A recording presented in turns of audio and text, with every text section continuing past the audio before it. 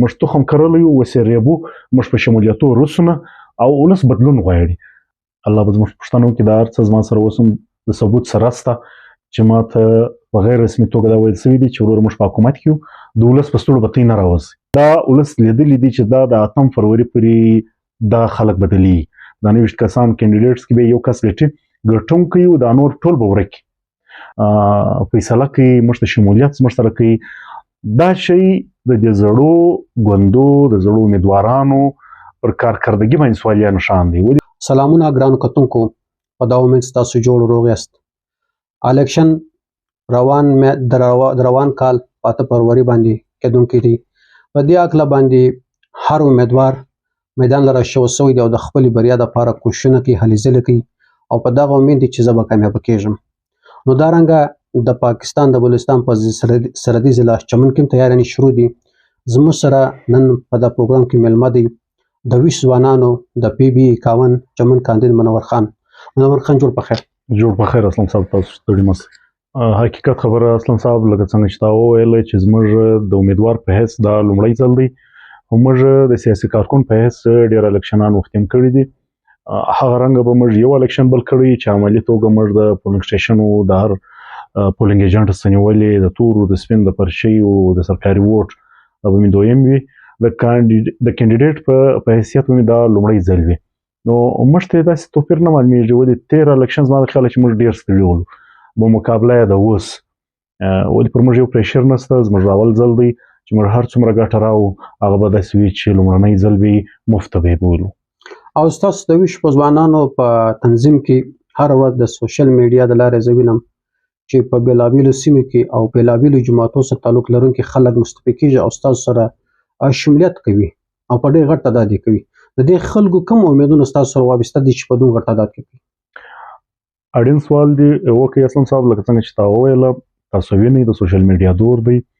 موږ د هرې ورځې په حیث تقریبا د ابتو د منډه او شمشوزۍ سره واخلې بیا د ټولو علاقې که هغه کروړۍ که هغه دا و بوستان که هغه بیا زوړ چمن وي سوی کاریز وي توزي کاریز وي کوټنۍ وي که هغه بیا د منشزۍ وي ګلدار بخش محمود آباد ونډ چمن کې ولس ځکه زموږ سره د ګډون اعلانونه کوي ځکه پر موږ باور کوي.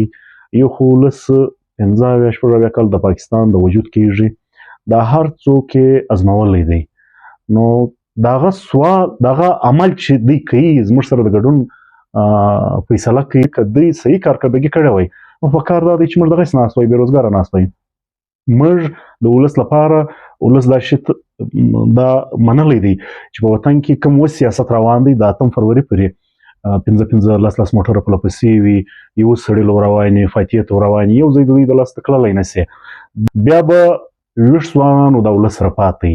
نو ولس خو داسې څوک خوښوي چې هغه د هغه سره وي د هغه پر هر څه باندې حاضر وي که هغه د کلتور ورځ وي که مورنۍ ورځ وي که د دوی ستړي وي که د بارډر ایشو وي که د بجلۍ مسله وي که د نادره او د پاسپورټ مسله وي څوک د دوی پر تکلیف حاضر وي سر و کال حاضر وي یوه میاشته نه وي نو او د دوی رنګ کس وي داسې نه وي چې باداري پر کوي د دوی ډېر اعلی ځان بولي خان ځان بولي.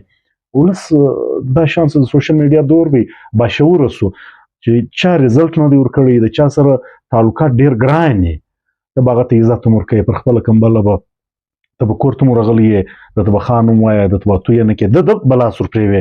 ولس نور دا چې کارکردګي هم نه وي دومره کې عزتونه پر خپله کمبله غواړي د دې شانسه نور ولس بیا باوره سوی دی پر د موږ سره شمولیتونه چې موږ نن په رسونه دغه عمل د دې شي ثبوت دی چې ولس بدلون غواړي.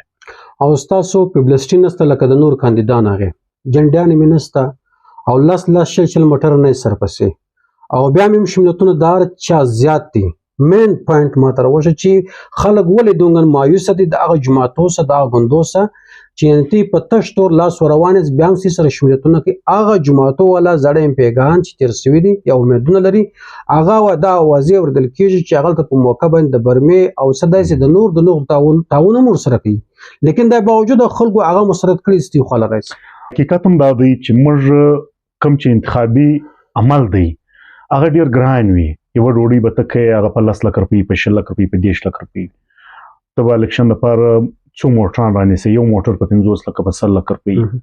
موږ ته یې دلته وینو هر کینډیډیټ په یو لوی لښکر کې روان وي، خو په موټر کې ناست، په موټرانو کې ناست غریب ولس، غریب عوام بجای د دوی زموږ سره، دا ستا خبره ډېره صحیح ده، موږ په ټوله بازار کې، چمن بازار کې په بي 51 په حدود کې دروس پر یو پوسټر ته نسي راثبتولی، یو چاکینګ نسي راثبتولی، یو کاروان غټ موټر نسي راثبتولی. 15 کاله چې موږ د دوی سره څنګه ول هغه رنګه یو. موږ چې څنګه د ولس سره وو، ولس د موږ سره هغه رنګه وفا وکړه. په دې خبرې چې موږ که د 18 حکومت وو، بیا د 18 بعد د 15 کال د اوسنۍ حکومت او سابقه حکومت، موږ د دې ولس پر سر چې راووتلو خالي لاس موږ د ولس کوم خدمت کړی دی، نو هغه شی دی، هغه فصل دی. ولس نور په دا پوه دی چې که ته د فلاني خان زوی، فلاني خان یا د فلاني غټ کورنۍ یا بادار یې، نو خو پارلیمنټ ته یې کړ ته ځې، ما خو نه در سره بیا په دې کې پیسې به یې کړي ته ګټې، خاني به ستایي، معتبري به ستایي، ما ته چیش پاتېږي؟ دا غټ موټران چې نن تاسو ستا د پلپسې دي، دا هم ته در سره بیا نو زه خو به لې پاتېږم. ولس په دا پوه دی چې دا ویښ ځوانان زموږ د میانځ څه دي، نه د زوی پر بنیاد، نه د خیالۍ پر بنیاد، دلته هر څوک داسې دی چې دی معتبرې کورنۍ دي. خو موږ کتن دا نه دي ویل چې زه د فلاني خان لمسی، د فلاني خان زوی یم، ته به زما سندرې وایه، ته به زما برسیانې جوړوې. بس سیاست موږ راوستی در دا ځای پرې، موږ دا شی نه دی کړی. د ولس د میانځه راوتلي یو، د ولس لپاره مبارزه کوو. ولس نن دغه دی چې وخت یې راغلی، موږ باندې دا اوس موږ پر دفتر باندې لار نه کېږي. د شمولیتو تاسو وینئ د سوشل میډیا دور دی چې یو شی پټېږي نه. موږ د یوې روپۍ وس هم نه لرو چې موږ چاته د برمو د نغدو، بخښنه دې ډېر بد اخلاقي کې راځي، د نغدو افرونو سوداوي شروع دي. موږ یو شی نه دی کړی. بیا هم ولس ټول کمزوري نه دی، کمزوري خلک ستا، ټول ولس نه دی کمزوري. دا خبره حقیقت لري، د کوم حد پورې حقیقت لري چې دی په ورځي هلته شمولیت کوي، هلته د برمو، د شمسیانو، د څه د نغدو بارګینینګ کوي؟ دا حقیقت د کوم حد پورې؟ اسلام صاحب دا پټې خبرې نه دي، دا هیڅ راکټ ساينس نه دی، هیڅ پټې خبرې نه دي. ته اوس موټر سایکل موټر روانولی سې چې هر ځای که ده چې شمولیت اوازه وله یا څه ویول یا د دې بعد کېدل ورسه، هلته معلومات وکړه، تا ته به هر څه در معلوم سي. اوس هغه د شرم، اخلاقیات، هر څه پایماله سوي دي. دا ښکاره خبرې شروع دي، راکړه ورکړه. د دې بجای زموږ خبره دا نه ده. آیا دا غیر جمهوري عمل نه دی؟ دا د کوم څه دوکه نه ده؟ دا یوازې غیر جمهوري نه دی، دا غیر اخلاقي هم دی، غیر انساني هم دی چې ته د یو انسان د رایې، د یو انسان د مستقبل سودا، د هغه د راتلونکي سودا په څه شي باندې، په څه مالي شیانو باندې، په څه مادي شیانو باندې کوې، در دې لوی ظلم نشته. له بده مرګه برته څه ویلی سو. او تېره ورځ تاسو دا ویلي ولو چې 430 د مختلفو ضلع چمن د سرکاري محکمو ووټونه موږ له رالو. دا خو د ډېر حده پورې که ورته وکتل سي غټه بریا ده، او تاسو دا بریا ته په کومه سترګه ګورئ او خپل ځان ته په لاس کې څو نمبر ورکوئ د کامیاب کاندید په حیثیت؟ اسلام صاحب، پر موږ باندې سرکاري ملازمین چې کوم پوسټل بیلټ پیپرز دي، د هغه دپاره درخواستونه استول وو. موږ سره چې کوم ملازمینو، مطلب که اوس موږ 2 ورځې نور درلودلی، کېدلی سي موږ دا تعداد 0 ته هم رسولی وای. 430 درخواستونه موږ دغه کړو. دا هغه باشعوره، په دې کې اکثریت هغه باشعوره خلک چې هغه ته ورمعلومېږي، هغه د چا وایي چې چمچهګیري ودې ته محتاج نه دي، او په دا هم پوه دي چې دوی موږ ته هېڅ مادي ګټه نشي رارسولی. خو هغو د ضمیر د اواز په رڼا باندې موږ سره دا کار وکړي. په لس کې که ته ووایې چې څو نمبران، دا خو نو په اول ځل باندې دومره ووټونه په سرکاري توګه، دا به زه درته وایم چې کېدلی سي ټول نمبرونه موږ اخیستي. خدای دې وکړي چې تاسو کامیابه سئ، د اسمبلۍ د پارلمان د پلورو پرې هم ځان ورسوئ. چمن د پاکستان د بلوچستان یو پسمانده ضلع ده. دلته خلک د روزګار، د تعلیم او د صحت د ټولو بنیادي سهولیاتو څخه محرومه دي. تاسو به څه وله وکړئ؟ اسلام صاحب، چې اراده وي، بیا وایي غر چې هر څومره پورته یې لار در سربیره ده. چمن که څه هم د زراعتو څخه خلاص دی، که څه هم کارخانې نسته کې، بلې خوا ته موږ ته الله پاک داسې یو نعمت راکړی دی چې هغه بین الاقوامي یو تجارتي مرکز دی. چې اراده وي، موږ هېڅ دا نه وایو چې د PB 51 صوبایي اسمبلۍ ووټ موږ ته راکړئ، موږ به ورته په پښتونستان را آزاد کړو یا لر و بر به یې وکړو. یا به موږ خدای مکه د دا رنګه د شرک دعوا وکړو چې الله پاک کوم جنت او دوزخ جوړ کړي دي د انسانانو د اعمال مطابق خلک ورستي هغه به تیز موږ د ووټ په بدل کې ګټي. موږ داسې هیڅ خبرې نه کوو. دا څه وایو چې ولس کوم باور په موږ کړی دی، موږ کوم په 3.5 کاله ثابته کړې ده موږ د حکومت راوتلي یو، د ولس پر سر باندې راوتلي یو. موږ به د هغه رنګه د ولس پر څنګ ناست یو که د نادرای شول که جوړېدل موږ په زورو جوړ کړي دي. په کومه ورځ چې نه جوړېدل خربوت شو موږ د دفتر مر بند کړی دي. بارډر چې یلی د روزګار یلی موږ ناست وو. زموږ ذاتي زما او د ملګرو د یو روپۍ کاروبار نشته، نه پرون وو نه نن شته نه به سبا وي. چې په کومه ورځ د چمن د ولس کاروبار بند شوی دی دا 15 کاله کې 20 ځوانان راوتلي دي. زوړ پر لت ته ګوایه موږ به د ولس تحفه ورکړل، ته زموږ ملګری وې، په هغه کې برته زموږ څوک مخالف سول. موږ که دلته د کلتور ورځ وه که په خپل خالي لاسو د ملګرو په چنده یو شجرکاري لړۍ وله، موږ که دلته د سکول داخله مهم کړی دی، د خپل وس پورې بچیانو ته بستۍ او وردۍ ورکړې ده. موږ که د خپل وس پورې دلته هر وخت د بجلۍ غونډې ستونزې چې ستا په وطن کې راغلي دي که په دې وطن کې یو کلتوري نوروز میلې موږ راوتلي یو. نو ولس دومره کې هم د مغزو په سر کې نه دي خلاص. هر سړی په سر کې مغزه لري چې یاره څوک د دوی سره په 15 کاله کې پر شو په بده ورځ ناست دي. انشاءالله ولس به د هغه سره وي، تاسو د هغو ثمر وینئ. اخرنی سوال دی او د هغه به لږ په تفصیل کې وضاحت راته کوئ.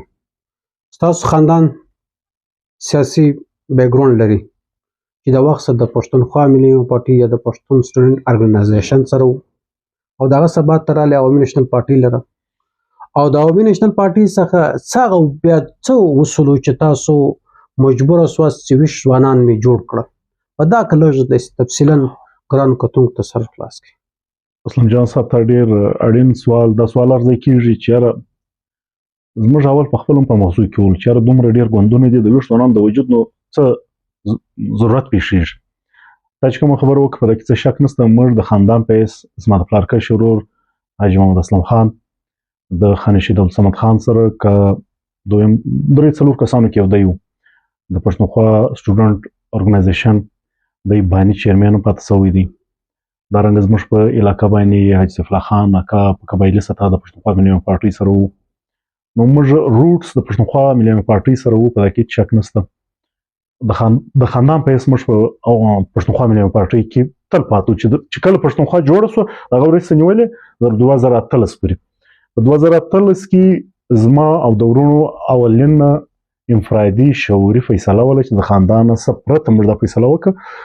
کله چې موږ ولیدله چې زموږ د ضمیر غږ در منزل نه رسېدی، دلته یو انتخابات لګیا و په 2014 کې موږ د ملګري کورنۍ سره ناست وو. نو د امیدوارانو د ټیکټ خبره وه. یو ملګري وویله چې یاره د چمن عمل د لوکل سړی کېږي کنی زه به ذاتي خود دا زموږ فکر و نو موږ عملي طور په سیاست کې دومره ول. نو موږ ځوانان فلانی په نامو به مې یاد کړي چې کریم دی یا نعیم دی یا فلانی دی یا صحبت خان دی یا دا ما ته به دا ویل سوي چې یاره دا خو نو نسي کېدلی بس مخصوص څوک یې رعایت کړی موږ. نو ما دا وویل چې یاره یو پارټۍ په 50 کاله کې که په یو ضلع ته یو امیدوار نسي ورکولی 50 کاله 2 نسله دي نو هغه به د دې کوم رهبري څه وکړي، هغه به هغه غونډې ستونزې څه حل کړي، څه دا رنګه اړخونه ول. موږ بیا په فکر بچخانۍ په هغه بنیاد باندې موږ د عوامي نیشنل پارټۍ سره په 2013 کې د پښتونخوا ملي پارټۍ سره موږ په غالبا په 2019 کې ولاړو. شعوري توګه زموږ اوله سیاسي فیصله وه. بیا موږ په 2013 کې د عوامي نیشنل پارټۍ سره د فکر بچخانۍ پر بنیاد ګډون وکړي.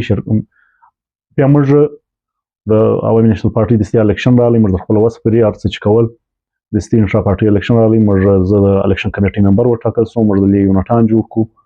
نو بیا ولسو ملګرو دا فیصله وکړه زه د چمن پریزیډنټ وټاکلم. تقریبا یو نیم کال زه د چمن د عوامي نیشنل پارټۍ پریزیډنټ ولم. بیا دا یو میت دی، میت په انګلیش کې یو لفظ دی، مطلب دا رښتیا نه دی خو دا ډېره خورېدلې ده. له عوامي نیشنل پارټۍ سره موږ دا زموږ فیصله وه چې موږ ولاړو، بلکې د عوامي نیشنل پارټۍ سره موږ وایستل سولو په غیر عیني غیر دستوري انداز باندې. هر تنظیم خپل عین لري، دستور لري. دغه رنګ د عوامي نیشنل پارټۍ هم یو دستور ستا. موږ په شپو کې هم دغه رنګه لکه ته چې اوس وایې چې ولس څه لیدلي دي، ولس دا شان لیدلي دي. موږ زما اوس هم هغه موقع په یاد ده، هغه یوه هفته کې موږ یو وار په نادره کار ولاړو، موږ د ولس سره ورغلو، د نادره دفتر مې بند کړي، موږ دا کار سم کړي. بیا زما سره میسجان به اوس هم پراته وي موبایل کې، په غیر رسمي توګه ماته به د هغه سبا ته د بارډر په والا باندې یو مظاهره پر راځم، ماته په غیر رسمي توګه میسجان مې لاس و چې وروره موږ په سرکار کې په حکومت کې ورته دا مظاهرې ولې کوئ. د هغه څه 2 ورځې بعد نو ما به امر مجبوري د عوامي نیشنل پارټۍ د بینر لاندې نه، د 20 ځوانانو د بینر لاندې په شپو کې دا یو سوشل دغه موږ جوړ کړي، موږ هغه مظاهره وکړل د نادره خلاف. نو بیا د بارډر ایشو والا دا د 10 شپو دننه خبره ده، موږ چې د بارډر پر ایشو راووتل د 20 ځوانانو د بینر لاندې، چونکې عوامي نیشنل پارټۍ خو غیر رسمي راته ویلي چې موږ د بینر لاندې به نورې مظاهرې نه کوو. موږ چې کله هغه مظاهره وکړله د چمن پر ولس موږ غږ وکړ، د چمن د ستونزو دپاره راووتو چې بارډر دی ورور زموږ د چمن 90% خلک روزګار معاشي ذریعه بارډر دی. نو بیا نه سم ویلی دا پوښتنه دې په خپله خلک وکړي، او دا ښکاره خبرې دي چې بیا په کم پریشر موږ ته عیني حق نسو رامیلاو، شوکاز نوټس نه دی رامیلاو سوی، نه یو نه دوه نه درې، که نه درې حقدار یې هر څوک چې هر څومره د ډسپلین خلاف ورزي وکړي 3 شوکازه به تاته درکوي، که ته عمل نه پرې وکړې بیا به کاونسل فیصله کوي. خو دا ټول شان بایپاس شولو په شپه کې پر موږ دا فیصله وسو چې دا د عوامي نیشنل پارټۍ سره یو تعلق نه لري، زموږ رکنیتونه را کینسل سولو. بیا موږ ملګري سره کښېنستلو چې یاره موږ خو پښتونخوا مې لیدلې ده، ان پی مې ولیدل، د نږدې نیت څه ولیدل، آیا د جنت خبرې خو نه مشهوره په شعر کې راځي. موږ ملګري در سره کښېنستو چې یاره په وطن کې خو تشه ستا، خلا ستا، چې راسئ دی څه وکړو چې موږ دا تشه ډک کړو. چونکې موږ په دا نیت مبارزه نه کوو چې زه به پیسې کې وګټم، ولې که د پیسو موږ خواهش شو موږ به دلته دوکاندارۍ کړې وای، موږ به دا لغړتوب کړی وای، موږ به میلو کارخانو کې ملازمان سوي وای، یا که چا پیسې درلودې جوړ کړي به وای، رانیولي به وای، بلکې موږ د ولس پر سر د ولس لپاره مبارزه کول. نو موږ دا وویل چې یاره یو داسې ګوند دا ولس موږ څه غواړي چې هغه د ولس غونډې ستونزې دا تشه ډکه کړي. د هغه لپاره دا اوس کار روان دی، د انتخابات زموږ په منځ کې رالو، زموږ د صوبې پر سطح باندې بیا زموږ همفکره ملګري په ټولو درجو پورې چې په کومو ضلعو کې وله، موږ ټول ملګري د ډېرو ضلعو پورې په رابطه کې سولو. صوبایي کونسل موږ 15 اجلاسه به کړي، انشاءالله د دې انتخابي عمل بعد، انتخاباتو بعد به موږ هغه سلسله جاري وساتو. کله چې زموږ صوبایي کونسل یو فیصلې ته ورسېدی، دا به زموږ ملګرو اکثر ویل چې یاره جنډۍ د جنډۍ تعلق مال جنډۍ خو چې اوس یو ملګری کښېنی پینټر به ډېرې ښایستې 10 جنډۍ په یوه شپه کې در جوړ کړي، هغه ایشو نه دی. جنډۍ موږ ته نه وه پکار، داسې ځای پر ځای ښې خبرې خو هر څوک پر دریځ باندې کوي. موږ یو داسې پر مستقل بنیادو باندې ګوند د ولس ته ورکول غواړو چې هغه غیر لساني، داسې نه وي چې په هغه کې بل پښتون وي بل اوس په هغه کې نه ځایېږي، سندۍ نه ځایېږي، فلانی نه ځایېږي، په دا کې به هر څوک وي. د دې دپاره موږ کار روان دی، اوس هم روان دی، پروسس کې دی. که خدای کول ستر څښتن کول موږ بریا درلاسه کړل، خدایه مکه نه کمې درلاسه هم کار به موږ در منزله رسوو، او دې ولس ته و دې وطن ته به موږ یو دی ګوند ورکوو په تحفه کې چې د هغه فیصله به فرد واحد منور یا صادق ناراض یا یو کس نه کوي، د هغه فیصله به ولس هم کوي. ولس به هغه څوک پر ځان باندې کابینټ ټاکي چې د دوی نمایندګان هغه به په انګلیش کې یو لفظ دی آیسولیټډ نه وي، چې دوی به د ولس سره هېڅ ریښې نه لري، هغه به د ولس خلک د ولس لپاره به قانون سازي کوي، بیا به فیصلې هم هغه دپاره کوي. فرد واحد موروثیت د دې شانو او د کردار او د گفتار په منځ کې ډېر توپیر راغلی، نو ولس دا ځای ویښ ځوانان ته ورپیدا کړي چې وروره ستاسې ځای سته راسئ. دا د نن ثابته سول چې په خالي لاس موږ په شمولیتو پسې رسو نه، په ټول وطن کې دا اوس موږ په دفتر کې لار نه کېږي چې څومره شمولیتونه دي. نو موږ په خپله حیران یو چې دا څومره کې ناولده کار وسو. انشاءالله د هیله ستا سوشل میډیا ډېر شعور خور کړی دی، د خدای کول ولس نور د دې شي سره وتلی دی چې زه د فلاني خان سره فوټو اخلم یا د فلاني خان د زوی سره، دلته خدای مکه دی خلک هم ستا چې پر غلامۍ سره جنګ، دا داسې نه دی. د غلامۍ دور خو نو بدل سو، اوس هغه رنګ غلامي نه ده چې یو چاته یې توکر په غاړه کړی، بلکې د خپله ډوډۍ خوري، پیسې هم ګټي، ښه به ټکان لري. ډیجیټل غلامي ده، دا فکري غلامي، ډیجیټل غلامي. ولس نور د دې فکري غلامۍ ځنځیرونه مات کړي دي، هغه یې دا رنګه مات کړي دي. چیرې چې د ویښ ځوانانو د شمولیت غونډه وي، بس موږ په دا پوه چې یاره د خلکو د فکري غلامي ماته کړې، ولې زموږ سره یو شی نه وي، په خالي لاس دا خلکو زموږ سره د شمولیت وکړي منور خان د عوامي نېشنل پارټي د بیرغ لاندې د وخت واکدارانو واکمنو تاسو ته په دې وجه باندې د پارټي د سزا درکړله چې تاسو د عوامي مفادات پرېږدي او موږ خپل مفادات موږ ته زیات معتبره دي.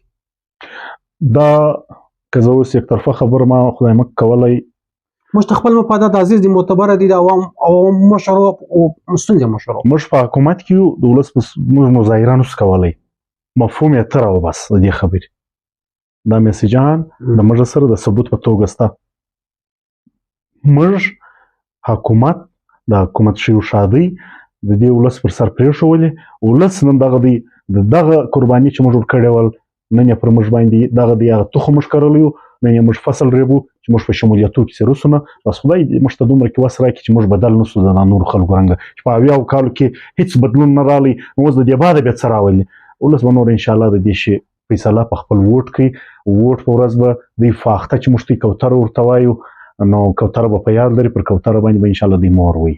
ډیره مننه منور خانه موږ ته د خپل قیمتي وخت راکوو هر کله ګران کتونکو تاسو د 20 ځوانانو د ګوند کاندید پی بي 51 منور خان ښایسته مجلس واورېدی په دغه امید او تمه ستاسو به خوښ شوی